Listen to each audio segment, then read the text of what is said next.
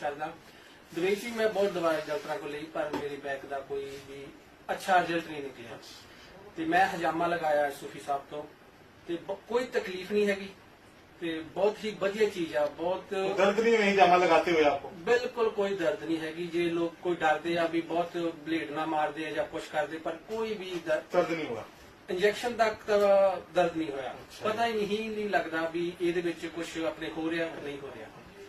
ਤੇ ਮੈਂ ਬਹੁਤ ਖੁਸ਼ ਹਾਂ। ਮੈਂ 10 ਸਾਲਾਂ ਤੋਂ ਬੈਠਦਾ ਉੱਠਦਾ ਸੀਗਾ। किस तरह बैठते थे? अभी देख प्रैक्टिस है ठीक है, इस तरह ऐसा बैठा जाता है। ये ਇੱਥੇ पे कहाँ से अब हजामा थोड़ा यहाँ से हमने इनका कपिंग किया। अच्छा ठीक है ठीक है ठीक है। अच्छा ठीक। और कोई बात करना चाहते हैं दोस्तों को? मैं यही कहना चाहना जी ये हजामा ही बहुत ही बढ़िया अल्लाह पाक का बहुत ही एक बेहतरीन अपने बैद साहब है डॉक्टर है बहुत ही अच्छी तरह से ये लोग हजामा करते हैं।